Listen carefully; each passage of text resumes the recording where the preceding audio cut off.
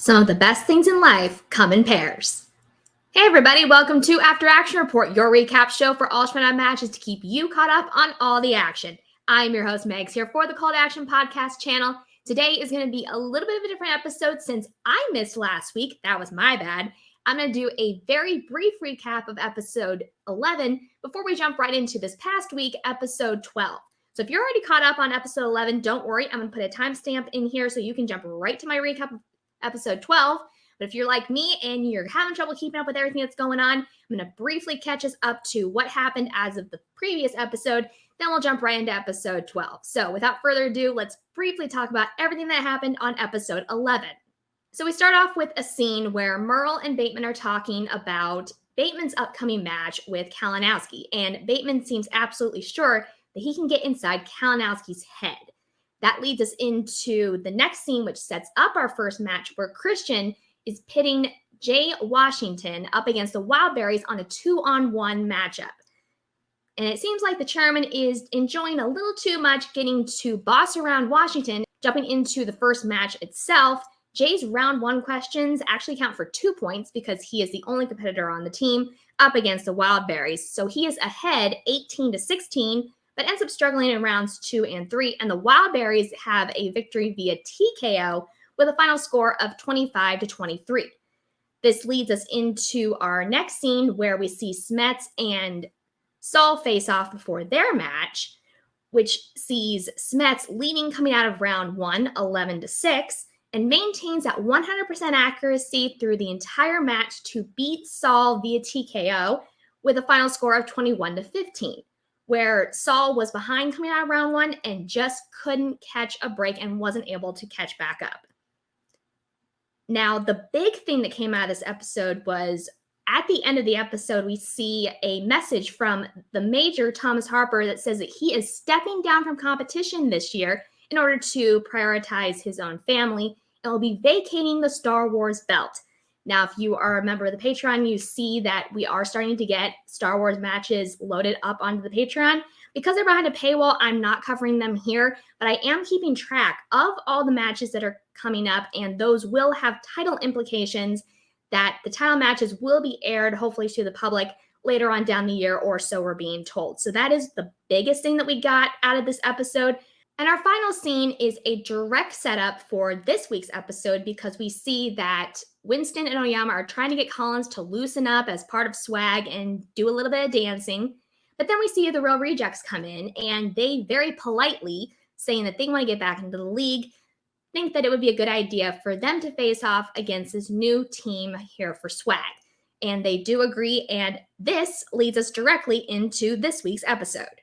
So now that we've gotten everybody caught up with what happened back on episode 11 2 weeks ago, let's jump right into what we saw this week, Friday Night Titans episode 12.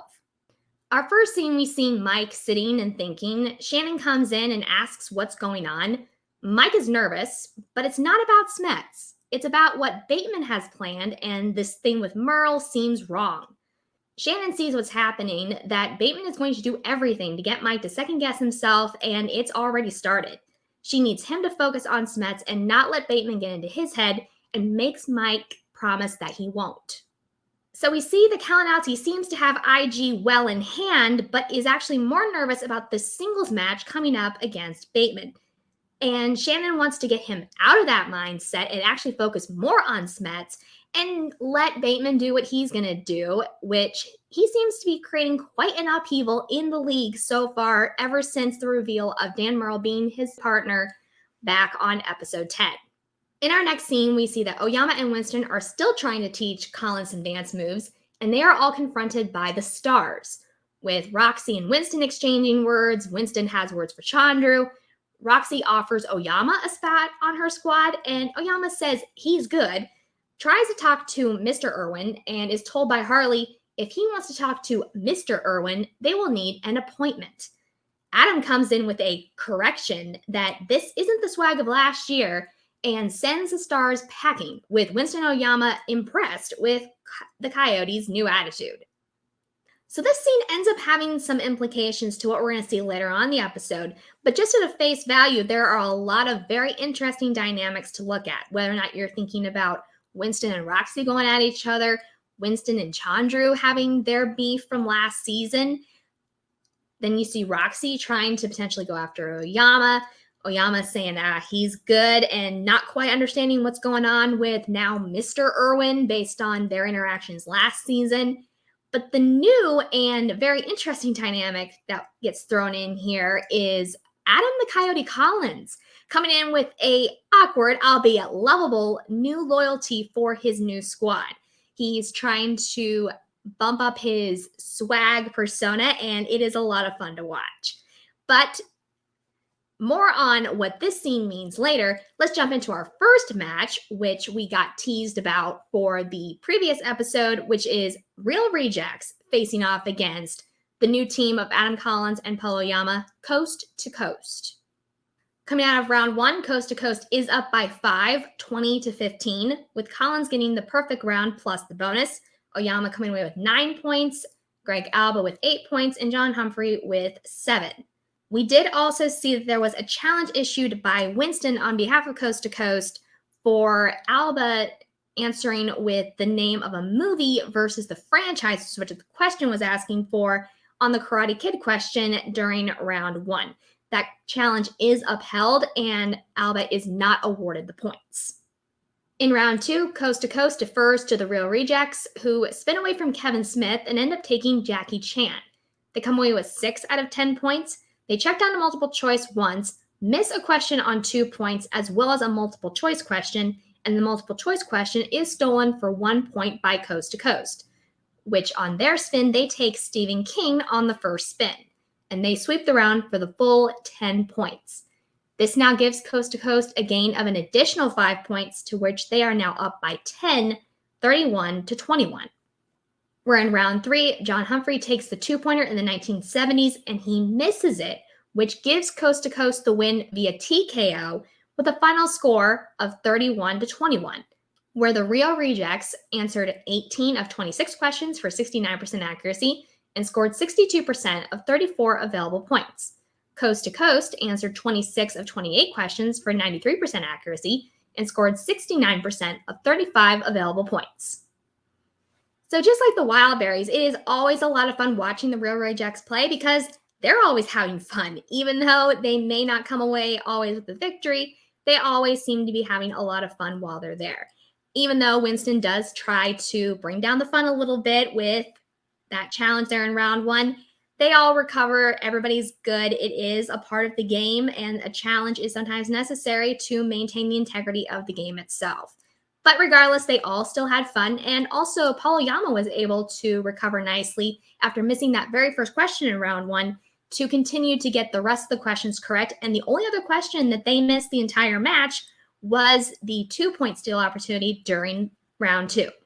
Now, it is also stated that while Koi Jandru was there for the Real Rejects in a manager role, they are not officially on the Merc squad because of the size of the rosters that are allowed for this season. But Koi says that he is always around should the Real Rejects need him. Now, as I said, that scene that I talked about earlier does come into play because during the post-match for Coast to Coast, we see the stars crash the interview and challenge them to take an appointment for a team's match that night. And Winston, on behalf of his boys, accepts. True to her current form, Roxy does also throw some shade at Collins for liking him better when he didn't have a personality. Sorry, Roxy, I'm going to have to disagree with you a little bit on that.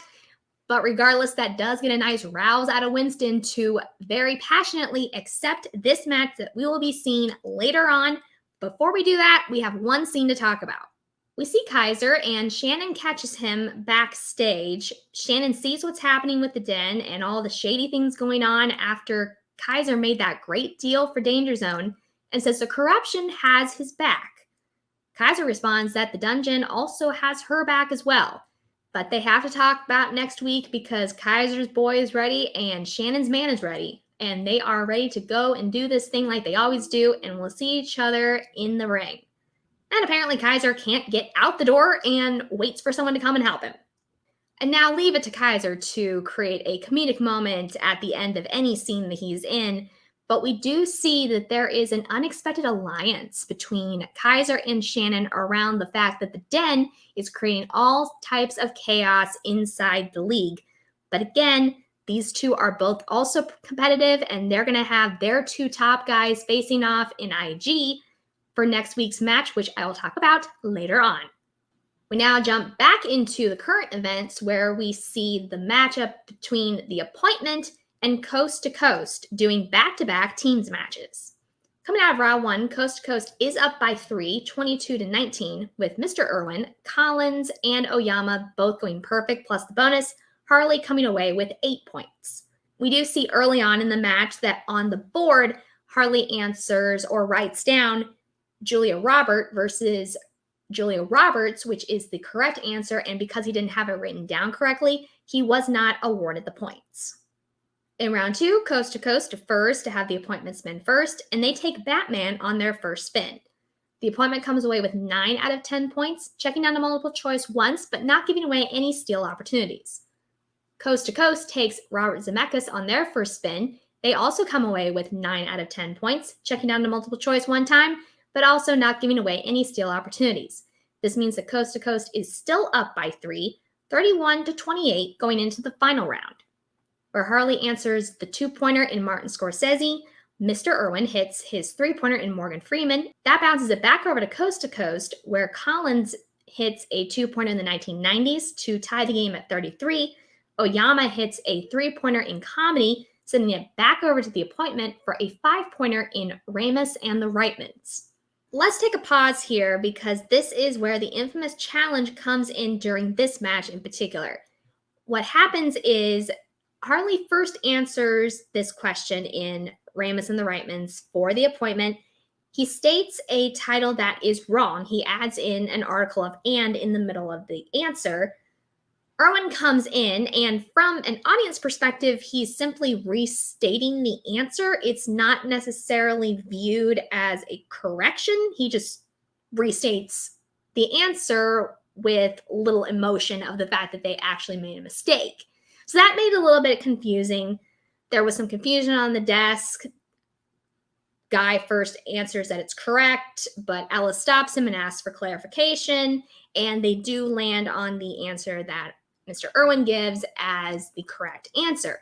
That does cause Coast to Coast and Winston to throw out a challenge. The idea that the final answer is not something that is used now in the studio space, because that was something that was specifically for the digital era. Understanding both sides of it, because of the ambiguity of the answer and what was actually the final answer from the desk's perspective, they decided to just go ahead and throw out the question and give them an entirely new 5-pointer in that category. So let's jump into the match. The appointment does answer the second 5-point question in Ramus and the Reitmans correct. That forces Coast to Coast to have to hit their 5-pointer in musicians and film, which they do, which gives Coast to Coast the win with a final score of 41-38. Where the appointment answered 27 of 29 questions for 93% accuracy and scored 91% of 42 available points. Coast to Coast answered 30 of 30 questions for 100% accuracy and scored 98% of 42 available points. I will give a little nod and wink to Oyama for attempting to do a nice fake out on his 3-pointer in comedies with the Get Smart answer, acting as if he didn't know the answer, or as Guy refers to it as pulling abatement.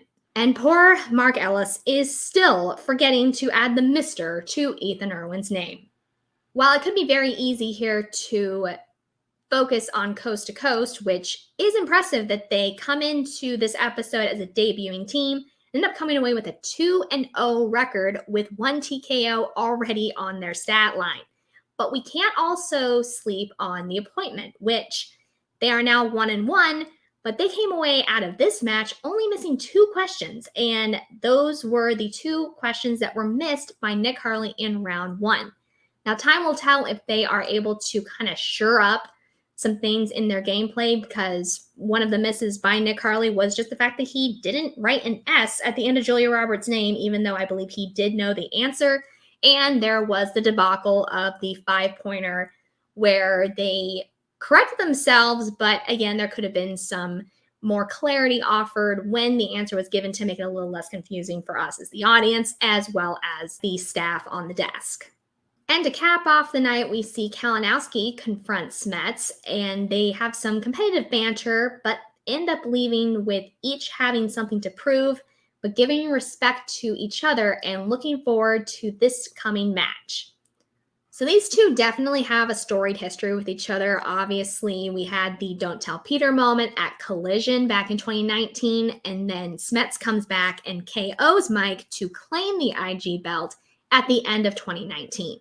So this is the rubber match that we have all been waiting for, and clearly these two have wanted this because they both have something to prove here. It's an interesting position for Mike because he is trying to keep a string of defenses of the IG title that is unheard of in this division.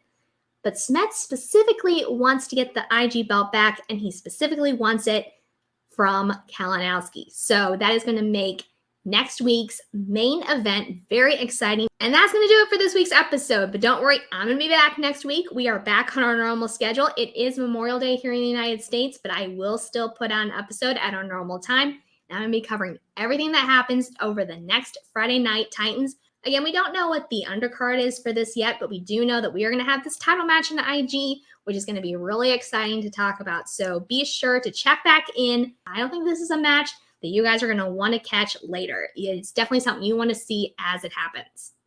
Before you leave, make sure you have hit like on this video, you're subscribed to the channel, and that you are leaving comments both here or at the socials down below. All the graphics for the matches that I present here will be posted to the socials listed down below. Until next time, for the entire Call to Action podcast crew, I'm your host, Megs, and this is After Action Report, signing off.